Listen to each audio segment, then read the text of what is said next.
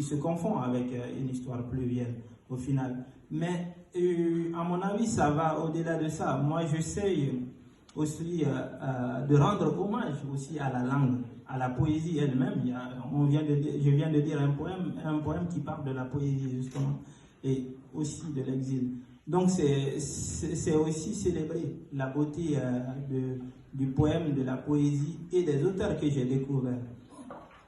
Tout simplement, parce que pour la raison pour moi qui est beaucoup plus simple, la poésie de l'exil, ce n'est pas seulement la réponse par des mots forts à des actions violentes. Je dis ce n'est pas seulement la seule manière de répondre à des actes violents. La poésie de l'exil aussi, c'est la poésie de l'amour aussi. C'est la poésie du quotidien, par exemple. La poésie qui magnifie le quotidien d'un poète, la chambre d'un poète, la poésie qui parle d'autre chose aussi.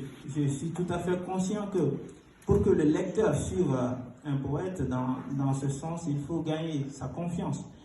Mais je crois profondément que je commence à avoir la confiance de beaucoup de lecteurs. Je le vois chez mes lecteurs, notamment français.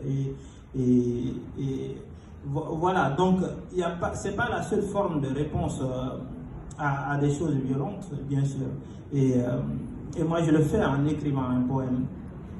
Pour revenir à ta question, j'ai commencé à écrire en Italie parce que je n'arrivais pas à dormir. Tout le parcours, on n'a pas décrit ici encore, mais tout le parcours que j'ai fait de Guinée jusqu'en Italie, en passant par le Mali, le désert, l'Algérie où je suis resté pendant plus de 6 mois, la Libye où je suis resté pendant plus de 2 mois dans des conditions terribles, et traverser la Méditerranée encore jusqu'en Italie. Et tout ça me traumatisait, tout ce périple.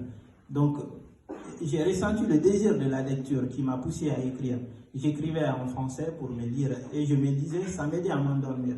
C'est comme ça que je découvre la poésie. Donc c'était pas du tout une passion pour moi. Et quand je suis arrivé en France, la poésie est devenue une passion pour moi.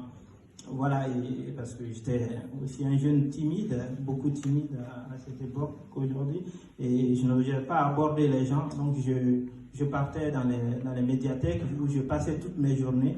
Je lisais, j'ai découvert plein d'auteurs et j'écrivais aussi. Donc c'est comme ça. C'est comme ça. Et la poésie dans ma vie, elle est quotidienne. Elle est quotidienne. J'essaie en tout cas de vivre en poète. Et pour moi, c'est le plaisir que m'accorde, c'est ce plaisir que m'accorde la poésie, le plaisir esthétique qui finalement compense cette douleur, cette tristesse, cette aussi solitude aussi de l'exil. Et bien sûr, c'est ce plaisir esthétique de la poésie compense tous ces mots-là, M-A-L-X, justement.